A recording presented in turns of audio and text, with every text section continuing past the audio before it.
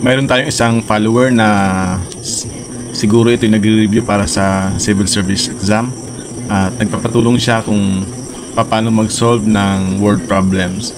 Binigay niya sa akin itong problem na ito, isang age problem. Solve natin ito. Anna is 4 years older than Maria. 5 years ago, the sum of their ages was 38. How old is Anna? A 19, B 22, C 24, D 26. Itong problem na kagaya nito ay lumalabas din sa ibang qualifying exam. I-analyze natin yung problem. So, Anna is 4 years older than Maria. So, ibig sabihin, Anna is 4 years older than Maria. So, that means si Anna ay mas matanda ng 4 na taon kaysa kay Maria. Directly, hindi talaga natin alam kung ilan yung present ages nila. Pero, binigyan tayo ng idea na si Anna ay mas matanda ng 4 na taon kaysa kay Maria. Si Maria, hindi tayo binigyan ng idea kung ilan. So, ibig sabihin, ang edad ni Anna ay nakabase sa edad ni Maria. Magkaroon tayo ng representation. Ages at present.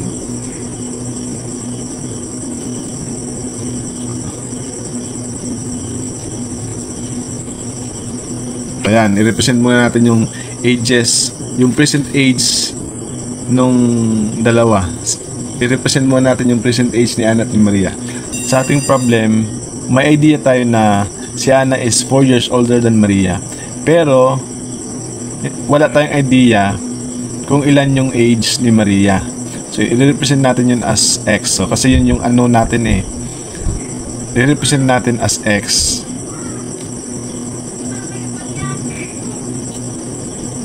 Kung ang edad ni Maria ay X, ibig sabihin, ang edad ni Anna is X plus 4. Ayan. So, ibig sabihin, mas matanda ng 4 na taon si Anna kaysa kay Maria. So, mag-a-add tayo ng 4. Next.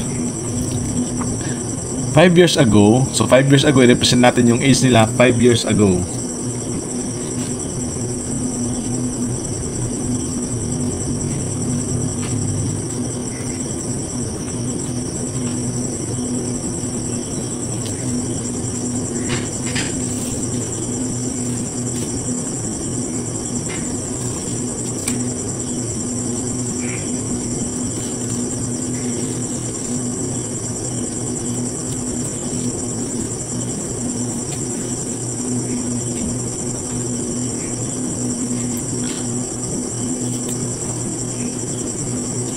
Age of Maria 5 years ago.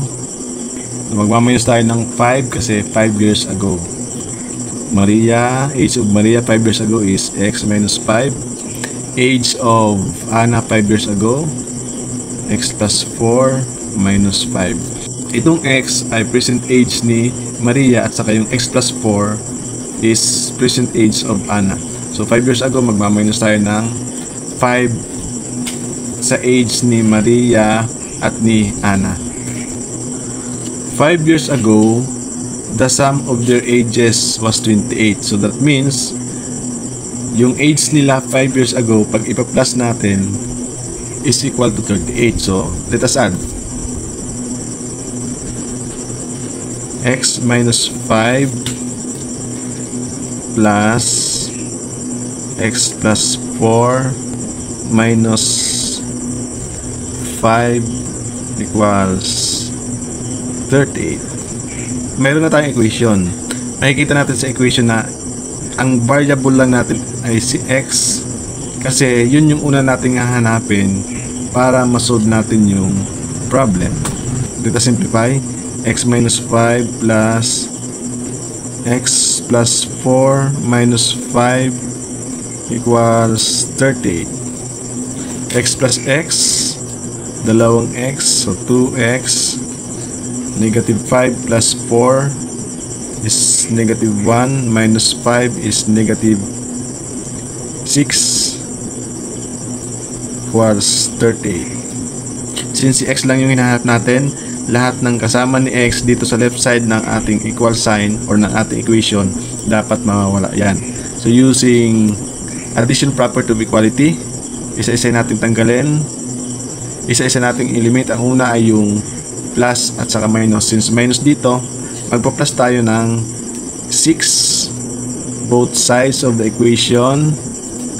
So this will become 2x. Negative 6 plus 6 is 0, so may iwan si 2x equals 38 plus 6 is 44. Okay, so 2x equals 44. Division property of equality, para ma-eliminate si 2 at ma-isolate si x, magdi-divide tayo ng 2 both sides, so cancel, x equals 22. This is present age of Maria, so Maria's present age is 22 and Anna's present age is 22 plus 4 equals 26. So that is letter B.